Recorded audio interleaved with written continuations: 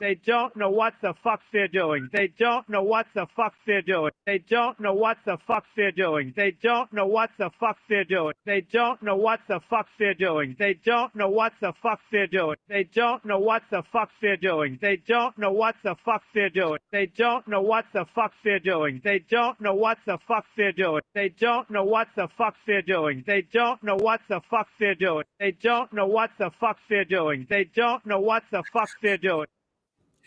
Somebody, somewhere is going to make a rap out of that. Hey, everybody, welcome to Real News Live, wherever you may be across this beautiful blue-green globe of ours. It is a Toxically Masculine Tuesday night, 9:05 in the Eastern time zone, 6:05 in the Pacific time zone. I'm your host, Mike Bara, in Las Vegas, Nevada, tonight with drinking my water and with my Godzilla ice cubes that I just picked up. The Godzilla ice cube. All right. Dropping it in to my the Mountain Valley spring water, recommended by one Steve Doran. Steve is not going to be with us tonight because Steve tried to call in from the hospital. Now, Steve is not sick. Please don't be concerned about that. But once a month, he has to go in for a series of tests after the incident that happened to him last couple months ago.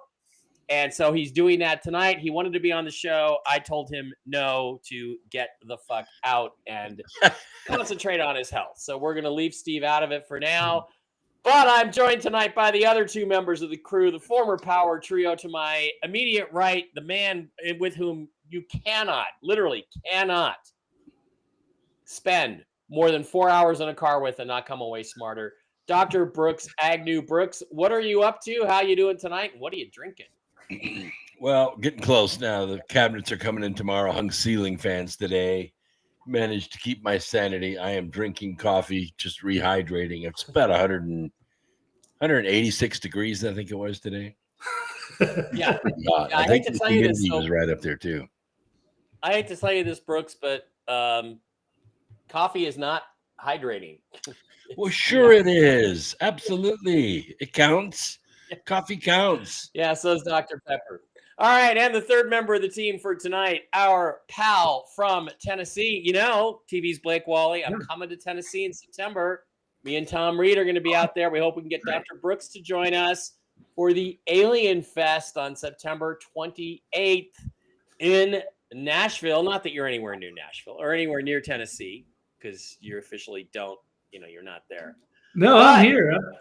I'm in Nashville, Music City, baby. It's all good. No, it's secrets out. Yeah, you can show us the sites. I'll be in there on Fridays. We can go out on Friday night. You can karaoke. I can actually go to the strip club that Blake Wally owns and hang out with the girls there. I'm looking forward to that. TV's Blake Wally. How you doing and what are you drinking tonight? Doing well. It's great to be here in Nashville, although I guess the summer has finally hit. And yes, as Dr. Brooks has said, it's maybe not quite that hot, but it is. It's up there. It's not ideal. Yeah. But I'm going to be drinking a little Larceny whiskey. All right. Larceny whiskey. Ooh, good call. Good choice. Or a little bit of that right here in this coffee. There you go. All right. Let's get to it. Has anything happened in the last week that's worth talking about tonight? I wasn't even sure we should do a show because nothing fucking happened. So where we are and where we were. Well, on Saturday, Donald Trump hit the Iranian nuclear sites with a bunch of B-2s, 3 or 4 B-2 bombers, dropped, I think, 6 bunker buster bombs on mostly the Fordrow facility, and a couple other facilities were hit with Tomahawk cruise missiles. And the reality is that we don't know what's going on. We don't know what the ground truth is there. We do know this, that Donald Trump, in reference to the quote that he had today, they don't know what the fuck they're doing, was in reference to what an apparent ceasefire that was negotiated by him yesterday. But, Brooks, maybe you can fill us in, because I don't know what's going on here. Is there a ceasefire? Have they stopped firing? It seems like they both lobbed a bunch of bombs and missiles right before the ceasefire took effect, but I haven't heard about any new attacks. Are there been any new attacks? What are we talking about here? Sort of. I mean, the Israelis took off some jets, and evidently there was a quick phone call, and they turned around and went back home. So yeah, it's kind of holding. But what frustrates President Trump is, like he said, they've been fighting for so long that they forgot what they're fighting about. And what we tried to stress Saturday night, we went live at 10 o'clock right after, we played Trump's statement, and we spoke about it live on the air. And what we were talking about was the energy that we feel that's coming from the Persian people, that they've had enough of the mullahs. 46 years in a burlap bag is enough for these women. And there are 66 cities in full-on revolt right now. So I don't think the mullahs are going to be able to hold on to things very much longer. Well, that's interesting, Brooks, because I did not know there was an open revolt. It's really hard to find information on this. Is there people in the streets protesting against the Revolutionary Guard, that kind of thing? Yeah, there are a lot of people in the streets. And, I'm not really a supporter of the Shah or his son, but Pahlavi made a public statement. Basically, he wants to make Iran great again. He's got a bunch of investors lined up. He's got a bunch of private industry lined up. He's openly supporting entrepreneurs. I think I never really liked the Shah's family. I don't like the fact that religion or some bloodline has to be involved in the leadership of a nation with 95 million people. They could just have open elections, but they don't allow women to vote. So this is a big deal. Persian women need to rise up and just spank that ass. Okay. Wow. Okay. That's not what I was expecting you to finish with there. But hey, cheers. Let's drink a little water to that. Okay. I thought the goal was to get the Ayatollah out and return of Reza. Then the RV can happen. Well, we're not focusing on that tonight. We're focusing on the news. I think there is some truth to that. Blake, I guess I want to get your impression. Trump was highly critical of Israel today. He apparently the ceasefire has been engaged and nobody's really shot at each other for 12 or 13 or 14 hours. I don't know if that's true, but that's what appears to be the case. So, the reality is, though, that he called out Israel today for their actions, more Netanyahu probably. But, I know you have a slightly different perspective. If we were going to go good cop, bad cop on this, I would be bad cop on the Muslims, good cop on Israel. You would be bad cop on Israel, maybe not so much good cop on the Muslims. But what do you think is the situation, and who do you really blame for the situation at this time? Ooh, it's a tough one there. Yeah, it seems like they both broke the ceasefire agreement, but it was early, and it's been a while since, and I don't think there was that much damage done, and I think they kind of knew about it, and I don't think they went too tough on each other, but it's debatable, trying to figure that one out. Also, whether they called off the attack or whether they had a limited attack, but it's clear Trump wanted to frame this as like a 12-day war. It's over, go with the ceasefire, and they're both still taking shots at each other. So let's hopefully it'll stay a while. As far as picking sides, I hope there's regime change on both ends. I think Iran could obviously be a little more westernized, or maybe they could break the country up into several pieces, maybe. And if there's going to be some mullah utopia. Maybe they can run themselves, but have very limited power and influence. And other parts of Iran could drive through it. There's a lot of good people there. So that would be a nice intermingling if we could have that. So I can say goodbye to the Ayatollah. That's outdated. And then in Israel too. I think Bibi needs to go. He's got about a 30% approval rating, but he's constantly, meddling around. So I think they could, absolutely get him replaced. Bring in somebody who's more peaceful, maybe a different policy anyway, and see how that works out for both sides. Maybe that'd be a win-win. And then that maybe could put an end to the current conflict. Let's hope. Yeah, it does appear to me, and I agree with you, it's time for regime change in both countries. Bibi's been in there long enough. He is a warmonger. He has asked for this all along. The world finally pretty much agree with him, or at least the Arab world. Because, Brooks, isn't the reality that the Saudis, the Qataris, the Omanis, the UAE, everybody was fine with using with Israel hitting these guys and with the U.S. striking their nuclear facilities, because none of those countries want Iran to have a nuclear bomb as long as the current leadership is in place, do they? Well, you're right. And the mullahs really scare everybody. They scare Mohammed bin Salman. They scare Kuwait. Iran is threatening to close the Straits of Hormuz. They don't have the authority to do that, even though it's at their doorstep. You got Saudi Arabia, United Arab Emirates, Qatar, Iraq, and they all ship through that area. And the crazy thing is, their 90% customer is China. We don't buy anything from them. China buys 90% of their product. So if Iran shuts down the Straits of Hormuz, China and India lose. They're big losers. And this is not helping anybody. It's not applying the right kind of pressure.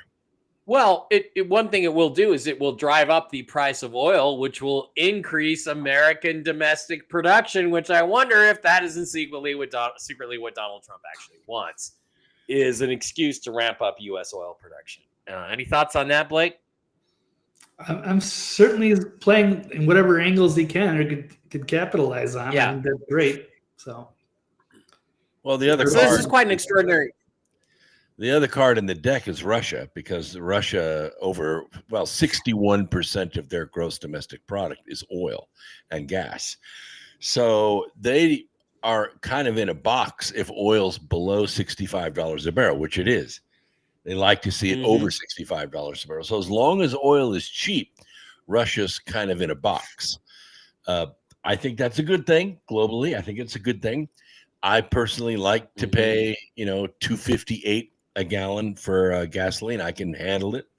I'd like to see it $1.58, but if it gets there, then China does well and Russia does badly. So it's kind of a screen cap the other. The price of oil is a weapon. Yeah. Well, and in terms of the financial reset. Excuse me, still getting over the sinus infection. Excuse me. The price of oil needs to be a little bit higher to make it profitable for Iraq to do their part in that. So those of you that are thinking about that and concerned about that, it's actually a good thing if the price of oil goes up, if that's your main concern. That, however, is not my main concern. My main concern at this point is to not get involved in World War III and to make sure there is no World War III. Now, it's really interesting to me that Iran basically went to Putin and said, "Are you going to do something about this?" And he said, "No." Because I think Putin is on board with Team Trump and Team Middle East, which is that this crap has to stop. So I'm wondering if there isn't going to be some sort of peace agreement eventually that, where the U.S. will sort of be the protectorate of Israel and Russia will continue to be the protectorate of Iran, but they will force both countries to come to an agreement and stick to it, adhere to it. And so far, the ceasefire seems to be working. So any thoughts on that one, Brooks? Well, I think the ceasefire is tenuous, and I actually think it's a sideshow. What is actually more important is who's going to lead from here on out. Iran has had a mission for the last 46 years, and that is to remove Israel from the map. That's been their mission. That's what they're focused on. Right. That's what they spent all the tax money on. That's what Barack Obama sent them the money for. Please take Israel off the map. Well, Trump destroyed ISIS, which definitely deflated that dream. And he just delivered some vitamin B2 to them. And they say that their nuclear program is going to continue unabated, but it's not. And the people of Persia are looking at the mullahs and saying, we are tired of your mission. We don't want to destroy Israel. We want to go back to the international country that we were. We were Coptic and Jewish and Christian and Gnostic. 95 million people deserve to be free in this modern world. They don't deserve to have their women sacked up in burlap and their children sold off at the age of 9. That's just not a modern world. No, it's not, and it's sick and twisted. And let's talk about Operation Midnight Hammer. That's what the ladies call me. They call me Mr. Midnight Hammer. That's me. That's all of us here, us 4 boys. It was quite an interesting, extraordinary operation. It only involved, I think, half a dozen B-2s. They took off from Missouri. One group, the real group went west. The other group went east. The ones that were going east they allowed themselves to be sighted in Guam, over Guam. And so everybody was prepared for this attack to be incoming from the east when in fact it was coming from the west.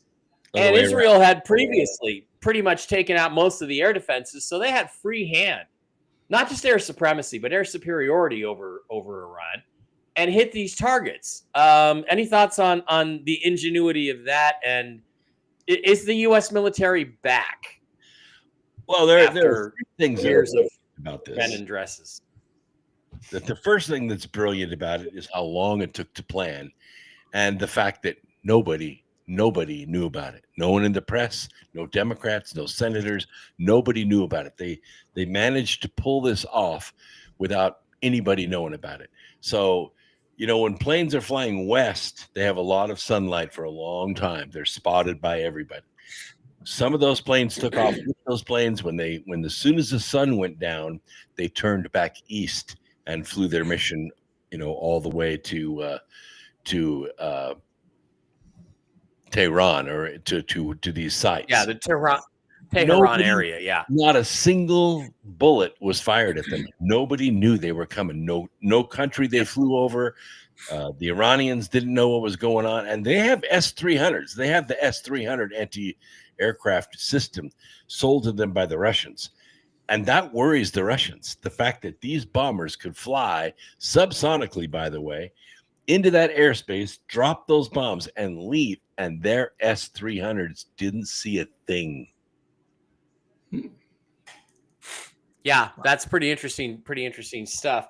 There is some debate now. Of course, when Trump said we completely obliterated their nuclear facilities, you had to know that within 5 minutes, the mainstream press would start saying, well, that's not true. And the Iranians say you didn't take them out. So let's go take a look at some of the mainstream press coverage. This is from the AP. It says, early U.S. intelligence report suggests that U.S. strikes only set back Iran's nuclear program by months.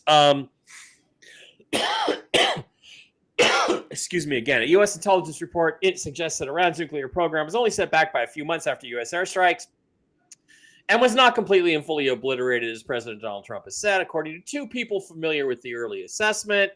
The report was issued by the Defense Intelligence Agency, another deep state, unnecessary 3-letter agency that we don't need, and contradicts statements from Trump and Israeli Prime Minister Benjamin Netanyahu about the status of Iran's facilities. According to the report found that while the Sunday strikes at the Fordo, Nance, and Isfahan nuclear sites did significant damage, the facilities were not totally destroyed. The people were not authorized to address the matter publicly on condition of anonymity.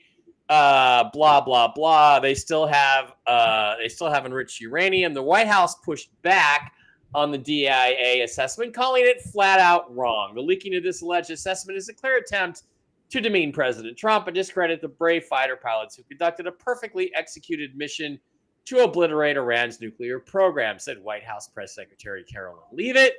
When you drop 14 30,000-pound bombs perfectly on their targets, it's total obliteration. The CIA and the DIA, DNI didn't comment on this, but this brings up something interesting, Blake, as we go through this. There's no point in doing this if you're not going to take it completely out. And if it's not completely taken out, then I say we go back and hit it one more time to make sure it's completely taken out, because we do not want these fuckfaces building a nuclear weapon. But here's the thing that I think is curious about all this is that as you have, isn't this just typical deep state politics trying to undermine a guy that they don't like, who's the president? And what's, what is the, do you think that the Israelis would be giddy and dancing all over themselves like it's 9/11 again if they didn't really take him out? Or do you think that Benjamin Netanyahu would be calling for more hits? What do you think, Blake? Well, I think if they can find an excuse to go back, I think they want war. And so it was confusing last week because people were panicking, or the panicans, because they're seeing Trump like aligning with Mark Levin and Lindsey Graham and so many of these other war hawks, the John Boltons. Even Chris Christie came out there congratulating Trump for going and hitting Iran, but now they're all freaking out because they don't want to do any further. They wanted regime change, even though it should have been just taking out the nuclear threat. So yeah, regardless, they're never going to side with Trump. They're going to go against him no matter what. And if they can find an excuse for us to get involved in another conflict, they would. And I think that's where that's the uniparty, that's the deep state. And I think it's Trump is sort of trapped in a way. He played this perfectly. He was multiple steps ahead of everybody. Nobody saw any of this coming. But now we're not sure if either side is going to honor the ceasefire so far, and now the press is on it, and now the neocons are mad. They want more, and he's got to navigate a very difficult situation. So this isn't over yet. And Patams Dumont says President Trump says Iran-Israel ceasefire is now in effect after violations. I don't know that there were violations. I know the Israelis launched some airplanes toward Iran, but they didn't shoot anything. It seems like it's holding at this point, that there is a ceasefire. But Brooks, what do you think about the damage assessment? What do you think about the possibility that Iran's capabilities are gone? And here's the thing. Maybe they're thinking, Brooks, that, well, we only need to buy a couple of months because now we're going to send in the troops. We're going to send in the Israelis to help the Iranian people overthrow these guys. What do you think about that? I don't think the people of Iran are going to accept Israel's help to overthrow their government. I just don't think that's going to work. I do think that the damage assessment, if you look at the fat mean girls and what they're saying, why didn't you consult with us? Why didn't you tell us? Because you were too busy eating at the congressional cafeteria. Yeah, because we wanted to keep it secret, right? Yeah, obviously. Exactly. I mean, AOC and Jasmine Crotchet are on the glutton diet, in case you haven't noticed. They're packing it around pretty well. The issue is that this needs to be settled diplomatically. And I'm not saying that we should go in and do a color revolution, pour a bunch of money into street revolts or whatever, like the CIA normally does. But Trump should reach out to the Persian people. He should reach out to the people of Iran and say to them, why don't you have free elections? I don't really like Reza Pahlavi. I think the whole Shah line is corrupt myself.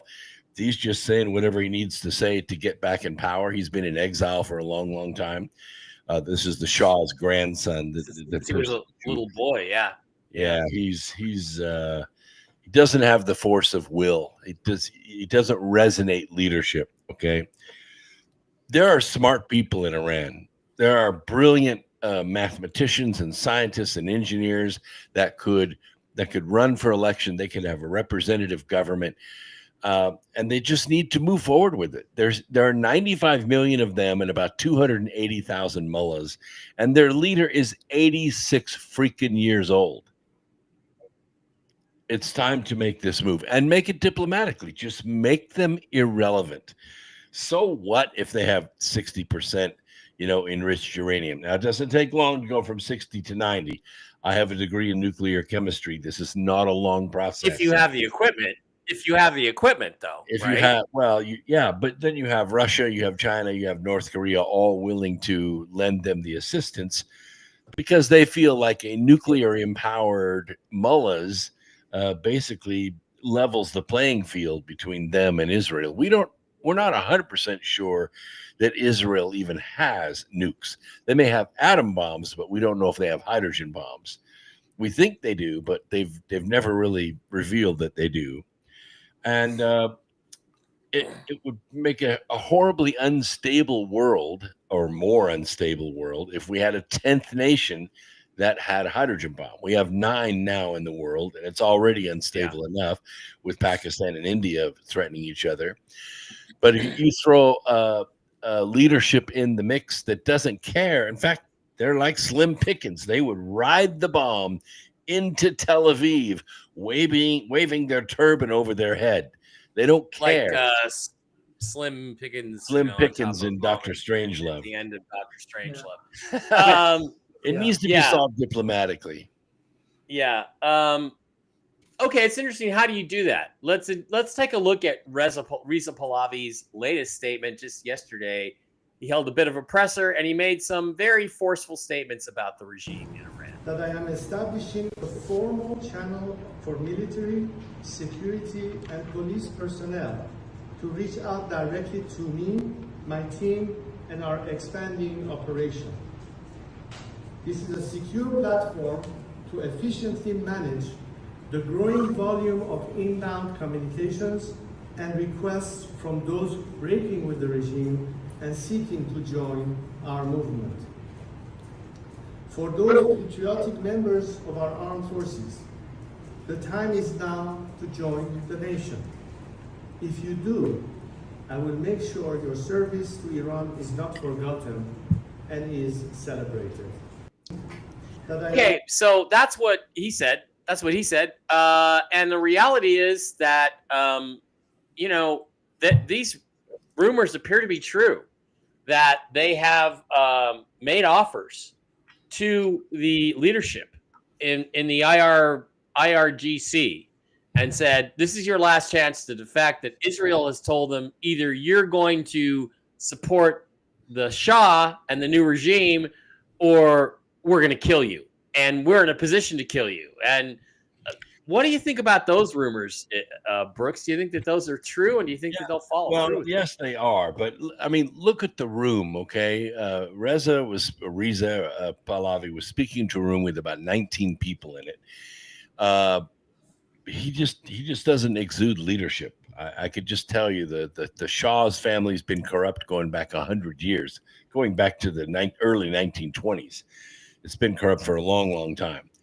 We need to move away from that. There need to be other voices. What he was saying is generally correct, but this is just more of the same, Arab posturing.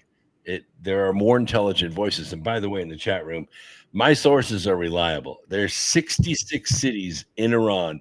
Millions and millions of people are in the streets right now praising Trump for hammering the shit out of the mullah's nuclear plant. They don't want the bomb. They want to rejoin the global community. Yeah, they want to be part of the global community. Okay, so Blake, it seems to me that Pahlavi is a perfect interim step, though, for transitioning from this horrific regime to some new, more Republican, democratic nation of Iran. and he could step in and lead it for a while, and then follow up with transitioning to a figurehead position similar to the monarchy in England. Doesn't that make sense to you? Yeah, I think Or, it's a good. or no? Do you not really believe in the Pahlavi family? Well, it's not that I don't believe in them specifically, but just in the idea that there could be a peaceful regime change. I think, it seems obvious to me in my idealistic worldview, but maybe if we had, it's going to take like other countries in the Middle East, like in Saudi Arabia, who does not like Iran, and also an ally or two or three, whether it's, Russia, China, North Korea, whoever, and to make a deal. And with the Ayatollah stepping down and some kind of a peaceful exile. We're not going to harm you. There's no retribution. We're just going to let you guys go off into the sunset. We'll do this transitionary guy for a while, and then we'll set up an election or split the country, whatever they decide to do. But I think there is a good way to do that. There is a way to pull it off, but it's going to be a group effort. But I'm down to try to see if we can make it happen. I'm going to put you in the position of the aliens that control the planet, or Donald Trump, or the white hats, the alliance, the secret societies that control everything. You're in a position now to decide how we're going to make peace in the Middle East between these, not just these two nations, but the rest of them. You're in charge. It's up to you to come up with a plan. What's the Blake Wally plan to finish this conflict off once and for all? Well, I guess, just like I've already kind of said, I'll repeat it a little bit, but just the regime change with Iran and Israel. You replace the leadership of both, and then get enough other countries, not through like the United Nations, but through the people that are really, all the players that are there within the Middle East, and as well as with the BRICS alliance or what have you.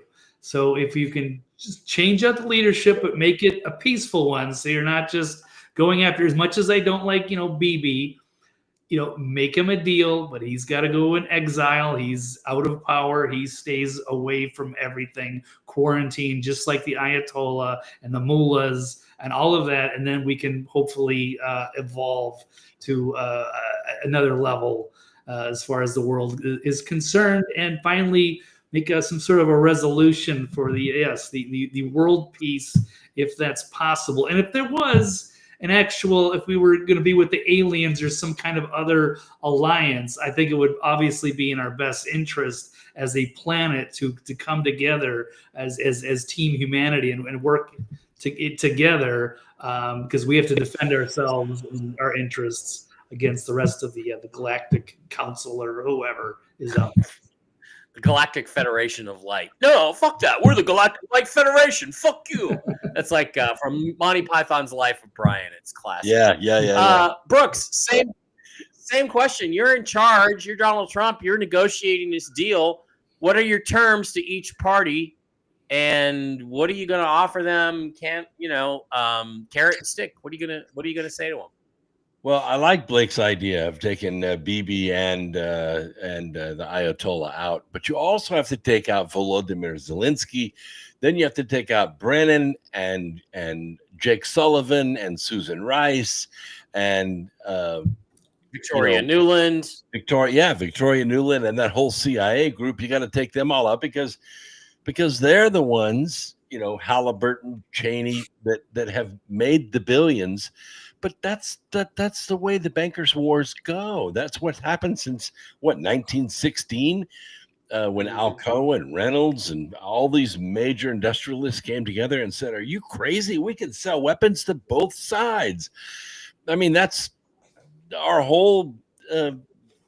Wall Street is built off of that oligarchy, off that warlike oligarchy. So all of it has to go. And I think if we're going to look at it as aliens, I kind of like your analogy, because we got stuff that makes B-2s look like biplanes. And we're going to step in and say, that's it. War is over. You have about 500 years of oil, and then you need to switch over to another kind of energy. We've got to think long-term for the planet, and the planet should have 10 billion people on it. and it doesn't. It has 8 billion and falling because you have not managed the resources properly. And Yeah, it can easily sustain actually 11 billion, which is pretty Sure. amazing. I saw a great video on this once where basically the guy said the population of Earth will get to 11 billion and it'll never get any higher than that. Because the rate at which people will age and die, possible to go beyond that. And we got plenty of resources to supply that. We're already there. Iran's birth rate is so low. We don't even know if as a nation, they will last another 10 years. Yeah. I do not have a new black kitty. That is Sebastian, or Seabass, who is my brother's cat. So that's who you saw in the background. I just let him out. All right.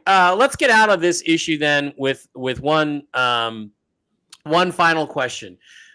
Start with you, TV's Blake Wally. Do you think that these actions by President Trump brought us closer to getting involved in another regime change ground war in the Middle East, or did it do the opposite? Did it take us farther away from that? What's your thought on this?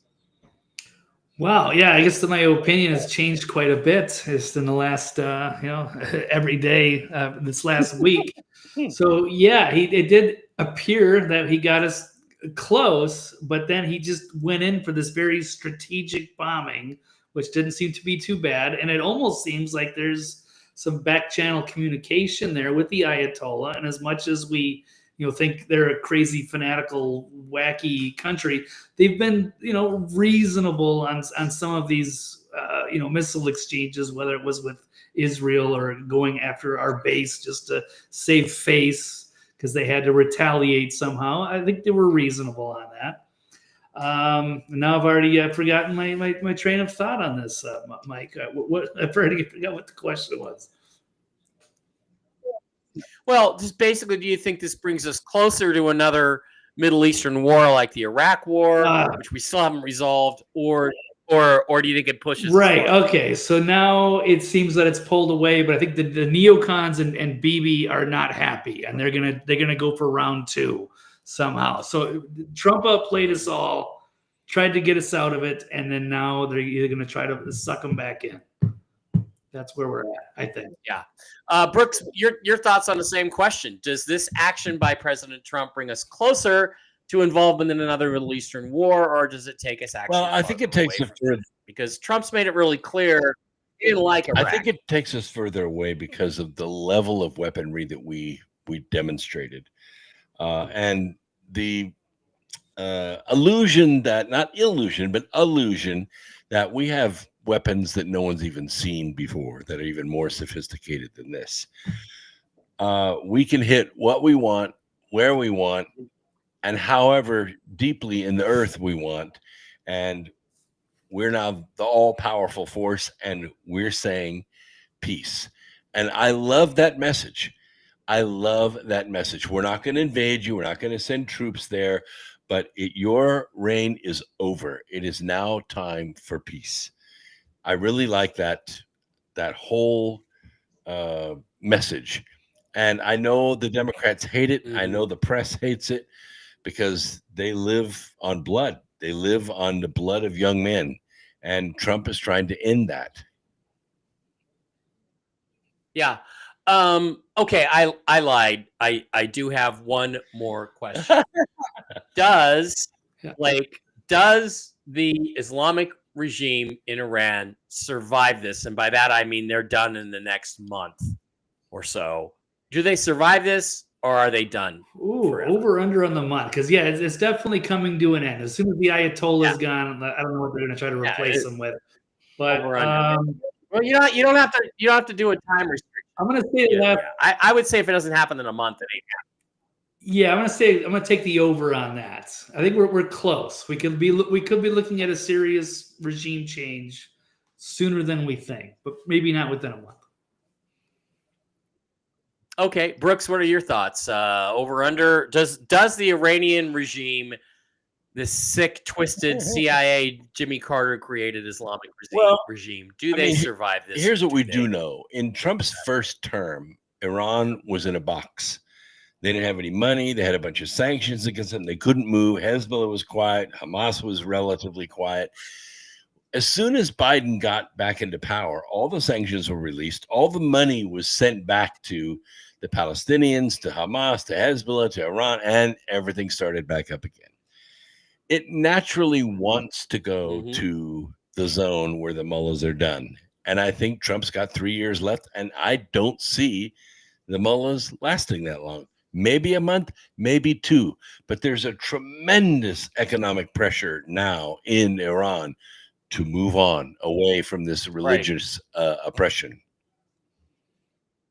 Again, it is time to strike while the iron is hot. I think if it's 3 years from now and they're still there, then we're going to be stuck with them for quite a while. And it's probably a good idea to do whatever we can to facilitate the end of these people. Now, sponsor an Iranian beauty contest. Look, right. But would you put boots on the ground? I had a. Would you be willing to put boots on the ground? Yeah, the Persian. Not our boots, no. But I would be absolutely willing to arm the free people of Iran who are. I don't know why we're not dropping tons of crates of guns and ammo right now. I would be doing that everywhere in the country because you've basically got, as I've said before, you've got 1 million lunatics who have all the guns controlling 17 million peaceful westernized people who would love to be out from under the yoke of these asswipes. So let's give them the guns and let them go do it themselves. They'll probably do it in about a week. So, well, that's typical CIA. That's what I think. That's what I was going to go in ourselves. But here's a bunch of guns. Go have at it, and we'll recognize your government. That's typical CIA plan to do a color revolution. Arm the Brooks people. Has been intermittent tonight, or am I frozen? I'm not frozen. No, it might have been Mike, but I didn't really notice anything. It might have been on your end, Mike. Oh, yeah. No, my point is that's what the CIA has done for 100 years. Is they have funneled weapons and money to the insiders, to the revolutionaries, and caused them to overthrow their governments.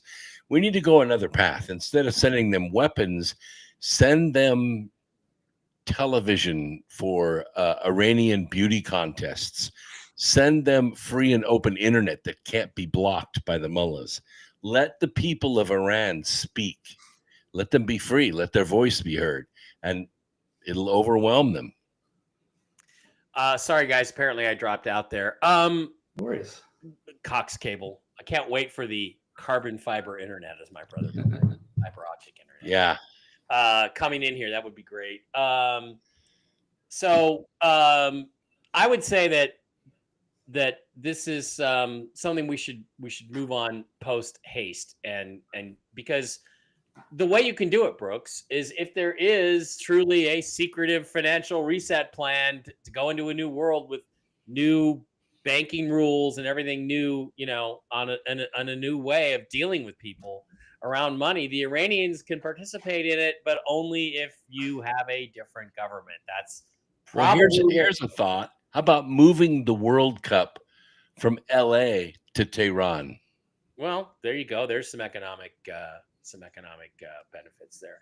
All right. So one of the things this has done is it has led to the memes. And the memes, of course, are pretty spectacular. Yes, that is Carolyn Leavitt, the press secretary of the United States, so the president of the United States, in a bikini on the beach. But that is not why I went to this tab, although she looks great. I wanted to show you guys. This is for my buddy Tony Bruno, the best sports talk guy in history. This is the song. You remember the song, Flock of Seagulls, I Ran So Far Away.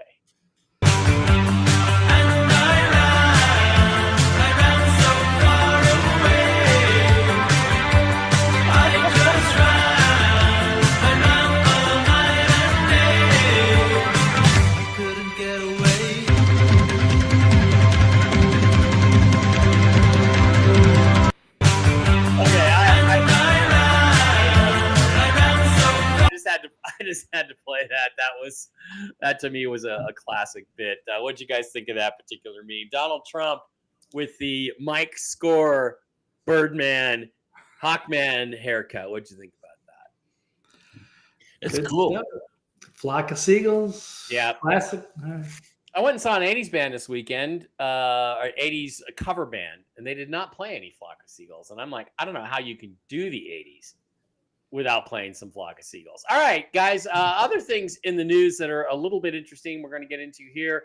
There is a summit going on right now, the NATO Summit 2025 going on in the Netherlands, and the Dutch have been hosting it. And, well, here is the group picture. Donald Trump looks pretty serious. Everybody else looks a little bit looks happy. They're smiling. Isn't that the queen, the Dutch queen or something in the middle? I don't know.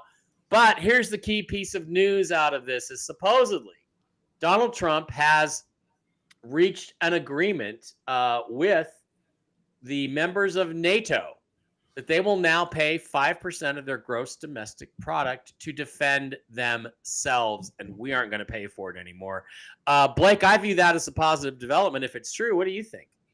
Oh, absolutely. That would be huge. Yeah, we've been running a charity operation for too long, so it should be mostly on them and their security. So, yeah, it's about time. I agree. Brooks, any thoughts on this particular new issue? I mean, I don't know what leverage Trump has on him, but he's got something. He's got something. And the other thing is that who are they defending themselves against? Yeah. Like, Russia's not going to bother them. Russia wants to be part of NATO. Russia doesn't want NATO in Ukraine because NATO wants to destroy Russia. Russia's been on defense for since 2014. What is Europe going to defend themselves against? They don't have an enemy. The pan-European army should be dissolved. Yeah, which is essentially what Donald Trump's doing. He's saying, y'all are going to pay for your own defense. And guess what they're not going to do? They're not going to pay, and they're not going to be defended. And the pan-European army is going to lose their momentum, and they're not going to be able to take over a 64th country. Well, and NATO, has been the ones really driving the Ukraine war with, I mean, let's face it, they were created to keep the peace, not to start fucking wars against the Russians. And look what they've done. They've taken over 63 sovereign countries since they were formed. Mm-hmm. I know. Pretty weird. All right, guys. A couple of other issues before we get out of here I want to talk to you boys about. This one is really interesting. They passed something last week called the Genius Act, which is actually a cryptocurrency law. And I'm interested. I kind of know my way around crypto. I know what to buy. But Brooks, I'm really interested. Let's go through what it actually says is in the bill, because this is pretty fascinating stuff. Okay, the Genius Act is summarized. It's basically, like they say, it's a Bitcoin law. And it creates responses to certain issues. And it says, okay, there is a permitted is now permitted to have a payment stablecoin issuer as long as he's an insured depository or a subsidiary, blah, blah, blah. You have the ability to meet reserve requirements. If you meet them, you can be part of this. People with felony offenses can't be part of this. There'll be one-for-one backing in Federal Reserve balances, cash, demand deposits, Treasury investments. Rehypothecation is generally banned. Clear procedures for timely redemption, that's XRP. But basically what this does is this sets up a U.S. stablecoin, does it not? I mean, it sets up a U.S. dollar as a digital currency, and it allows them to basically move forward with monetizing the entire crypto spectrum, doesn't it, Blake or Brooks? Do I have it wrong? It looks to me like because of this, XRP should be at about $1,000 right now. Yeah, I totally agree with you.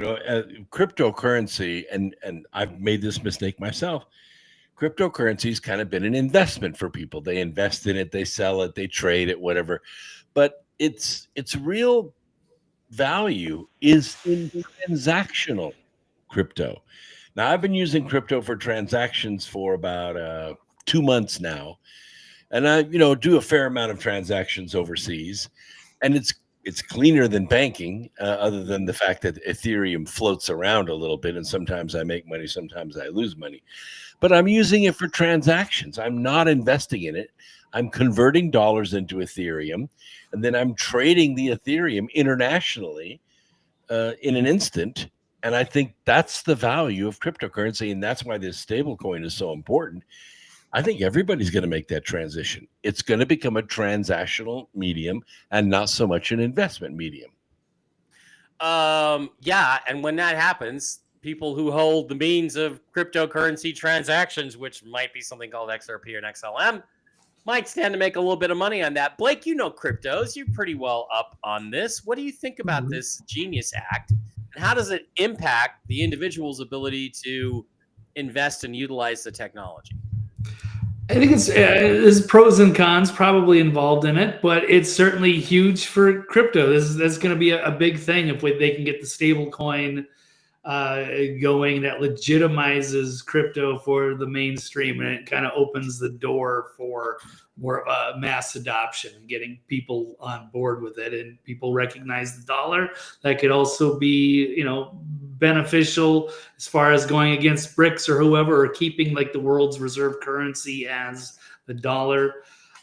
So yeah, because there's already been a bunch of stable coins, but this like legitimizes them and then keeps them audited and makes sure that they're regulated. But then it's going to be the banks controlling them, and I'm not entirely sure how that's going to affect the decentralized financial system exactly, because it seems like maybe some of these institutions are going to corner the market. And we've already got BlackRock involved with the Bitcoin ETFs and so much. So it's going to be like the big players jumping in and making money, but I guess we can all benefit, and this is going to open the door, like I said, for mainstream adoption, which is where this has been heading.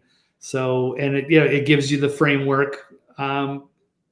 So yeah, mixed reviews, I suppose, but it's still bullish for the crypto as a whole. So. Well, yeah, the thing is, now we know what the rules are going to be for crypto, and that means it's now stable, and that means people can start transacting with it, like Brooks said. I think that's huge, as Donald Trump would say. So we'll see if this leads to some crypto starting to go to the moon along with Bitcoin.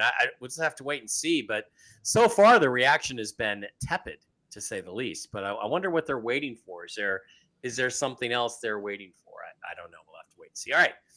One more issue before we get out of here. There was a UFO conference over the weekend in Mexico. I think it was Mexico City. It was hosted by Jaime Maussan, our friend, the fake Peruvian alien mummies guy.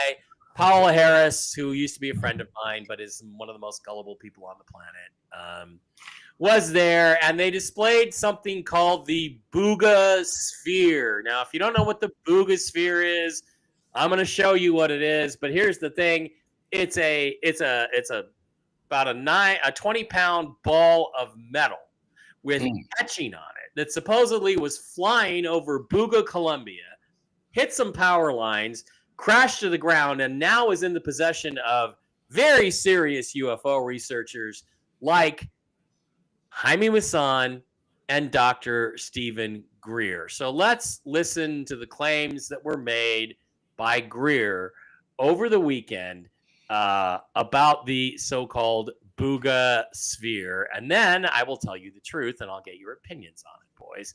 Here's Greer once again. Hello, everyone. This is Dr. Stephen Greer. I'm in Mexico City. As many of you know, we've been examining the Booga Sphere for the last 2 days with Congressman Burleson and a group of scientists. We've just been notified by Jaime Maussan that there was an attempt by fake policemen to enter the vault where this Booga Sphere is stored, and we have notified security and the apparatus I'm working with under law enforcement. And you should know that the other risk here is that we have taken specific samples from the Booga Sphere that will be tested in a state-of-the-art lab to prove whether or not the metal, as well as some of the other components, are of Earth or outer space origin. Those scientists' information have been provided to the top law enforcement and security apparatus that I'm working with. And so any sort of attempts to interfere with this examination will be known, and the people and perpetrators will be held to account for. So this is what I wanted people to know, and we're doing everything to set up security for this. Thank you.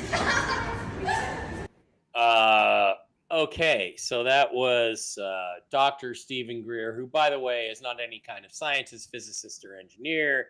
He is a medical doctor, or at least he was. I don't know if he still has his license to practice. So, the Boogosphere, people in cop outfits are trying to steal it. It's got to be extraterrestrial technology. It's they're going to test the metal. Interesting. If the aliens made the metal, would we be able to destroy that metal to test it? Because you have to destroy it to test it. You have to chip some off. And so let me now switch over. Let me now switch over to tell you what the Boogosphere really is. This is a friend of mine named Hans Dietrich, who's going to be at the Las Vegas alien event in September, and he's looked at the Boogosphere, and he hasn't actually examined it physically, but he's looked at all the pictures and read all the stories. And here's some little details, some of which I figured out, some of which he figured out. First of all, the Boogosphere is about a 9-liter volume, almost perfect. It is made of what appears to be aerospace grade aluminum alloy metal, 2024 T3, something like that. It does not magically sealed up. It's been fused together, not welded, but fused. And here's the good part. Here's the really, really good part. Hans put this out and said, well, you know, if you look at the etchings, they appear to be what's called the Standard Galactic Alphabet. It's a fictional symbol cipher that first appeared in id Software's Commander Keen game in 1990, and later on Futurama and in Minecraft. And what does the Boogosphere decoding actually say? It says, get this, Brooks, any sufficiently advanced technology is indistinguishable from magic. It is a joke. It is, you know what it is? It's a hydrazine fuel cell from a disused rocket that somebody fooled around with, etched, and the etching apparently is terrible. Fooled around with, etched this stuff into it, played a prank on all these guys, and good God, Brooks, you're a UFO researcher like me, and I was on Coast to Coast AM last night. I hope I didn't make George mad. But this fucking clown show has to end. Hans had this out 10 days ago. He hadn't figured out what this thing was. How the fuck is Stephen Greer talking to people in Congress? And he went out. He later on said some other stuff. Oh, I'm positive this is alien. This is of extraterrestrial origin. This is alien technology. They X-rayed it, and it has some stuff inside. You know what the mechanisms are? It's the stuff to stir the mixture, because when you have stuff really hydrazine really cold, you've occasionally got to stir it. That's what happened on Apollo 13. They stirred some of the LOX tanks and they started an explosion. Anyway, what the fuck is going on in ufology that these people have? There's a congressman there. And I mean, all you have to do is ask Brooks. All you have to do is ask me. All you have to do is get somebody with some fucking brains in front of your committee, and you will not be embarrassed like this. Good God, Brooks. Sorry, what do you have to say about it? I'm off on it. I've been saying this for a decade. I know Stephen Greer. I've known him since 2001 when he did the press club thing. Absolutely jaw-dropping press conference. Nothing has happened since then. I've met him in person. I've spent a week with him. I don't have anything good to say other than if you've got your UFO technology or you're fine to the point where Stephen Greer has shown up, you're finished. You're done. Once he gets there, it's a grift. You can 100% guarantee whatever's happening is fake if he's there. I almost think he's a CIA or a DARPA plant. And once he's there, he draws these once credible witnesses into a group and then discredits them, and that's what brings them down. I And agree. you're exactly right. Bring your technology to me or to Mike. We're both qualified, and if we say it's real, there's your proof right I there. guarantee you it's a hydrazine fuel cell. Blake, you're not really a UFO guy, although I know you're interested in the subject. What ufology is a clown show? How does it become less of a clown show? And doesn't this just stink? I mean, if you've got Jaime Maussan and or Stephen Greer involved, you're fucked. That's my opinion. What they have no fucking clue. What do you think this means to the future of serious UFO investigation? Yeah, it's definitely it's making a mockery of that field for sure. And I, trust you guys are way out of my league as far as this subject goes. But it's an outsider perspective and somebody who has, looked at all of this, researched it quite a bit, and I've been familiar with Greer for a long time. I don't pay him much attention. From my perspective, he seems like a nice guy. He seems sincere, but I don't trust his discernment at all. But I'll go with you guys because you've actually met him, and I can see him just working the grifter angle on that as well, or using his expertise to discredit UFOlogy or however you phrase that as a whole. So yeah, he's probably just bad news, directly or indirectly. Yeah. Well, here's the thing that Mike and I will both swear to. Once someone starts dropping names, walk out of the room. Yeah. Yeah. The thing about this is that, there's a picture, and I don't have it. I should go look it up. But in 1990, there was a big meeting of all the top ufologists where they decided they were 1990, might be 2000. Where they decided they were going to tell the whole world about UFOs, the intelligence people did. And they brought in Stephen Greer and Linda Moulton Howe and Daniel Sheehan, who is a Carterite. And there's a picture of them all there with several other people. Big gathering they had in some, I don't know, Bretton Woods or somewhere. They had this big gathering, this big cosmic summit. The other two people were Rockefeller, one of the Rockefellers, and John Podesta. So there you go. There you go. And I believe, ask Richard Dolan what he thinks of Greer. I know what he thinks. He thinks he's gay as fuck, and he's absolutely correct about that. He's on Grindr. He's on Grindr, just so you know. If you have what you always want is the people you want out front, you want them to be compromisable or compromised in some way. That's why they're out front. Yep. So that you can make them say what you want to say. And here's the bottom line. Greer, I think the little serious entity thing that he had, I think it might not be human. I think there's something to that. But other than that, basically anything that comes out, he says it's ET. He says it's alien. There's never once has he said since 2000, since that press conference you talked about, never once has he said, "Oh no, I don't think this is real. I think this is a hoax." He doesn't. So that says to me grift. And the problem is that there's nobody with any integrity in front of this committee right now. Nobody with any intelligence, and nobody with any integrity. So where's the committee going to go? I think we are watching a massive 3-letter agency psyop to basically destroy for another 20 years the UFO community. And I got to give some props to Nick Pope for not getting involved in this one, because best way to lose your credibility is to hang out with these guys, with Jaime Maussan and Daniel Sheehan. I remember when I was invited in 2019 to speak at Contact in the Desert. I packed out the room all the way into the hallway. They had to open the doors and let people in the hall listen. And when it was over, you couldn't even move in this building. There were so many people in there. They never invited me back. Yeah. Because they knew that if I was able to address the whole crowd, the 1,200 people there in the big ballroom, half the people in there would have been discredited, and so they did not invite me back.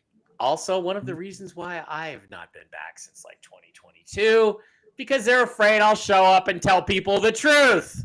So, guys, it's like every time, Blake, I start to feel optimistic about the future and what it might hold, maybe even peace in the Middle East, something like this happens, and I'm like, we got such a long way to go before we're gonna get anywhere near the truth of what's really going on. Yeah, look at the New York City mayoral race. Oh my God, it's insane! It's city of 11 million people, and these are the two candidates. Please, no, Dolan is not gay, but he does things. You'd love some of the conversations that take place around the lunch table, in the green room, at Contact in the Desert and Alien Con and places like that. Man, do I have some stories for you. If AJ Gentili ever has me over to the Y-Files for that interview, I'll tell you some of those stories, AJ. I got some juicy ones. All right, guys, that is going to wrap it up. I'm still tired. I'm still recovering from my sinus infection. Everybody send your best wishes to Steve Doran. He's in the hospital right now getting some tests done, and we want him back next week, healthy and wealthy and wise and feeling better than ever. So that's what we're going to do. Love you, Steve. Hope to have you back here. And you know, it's sad that he's not here because now I can't show the picture of the Bigfoot. Did you see the picture of the Bigfoot that I sent you guys? It looks exactly like Steve. Oh, yeah. Yeah. I think, but we're going to wait till he's on the show to razz him. All right, guys. That's going to do. Ooh, this is it. Stephen Leister says, breaking news. Ex-Biden aide Neera Tanden admits under oath to House Oversight Committee that she controlled Joe Biden's auto pen. Ouch. This is to cover for the people who really control it. She's the fall guy, the scapegoat. She agreed to fall on her sword in return for, I'm sure, some other benefits on the backside. So fascinating. We'll talk about that next week. All right, guys. Nice. Podcast schedule the rest of the week. I'm on tomorrow with Jen at 10 a.m. Pacific, 1 p.m. Eastern Time. Real News Live with Mike and Jen. Tell the Truth Wednesday. We're going to be talking about that. Then I'm on Whiskey and Wisdom with the original Mark Z. And on Friday, the Mushroom Ladies are going to join me. We're going to do a news update. And Kristen is going to tell you the story of almost being abducted and human trafficked in a Walmart in Atlanta. Damn. This last weekend. It's a wild story. We're also going to talk about the benefits of the mushroom treats and supplements for your pets. We'll see you on Friday. That's the plan for the schedule this week. Hang in there. Wish Steve well. Go to Steve's Twitter X account, Steve Doran, Trail Boss. Go find him. Go follow him. And go wish him the best. All right? Because we love the guy. We love you, man. No homo. We'll see you next week. Bye-bye. All right. Thank you.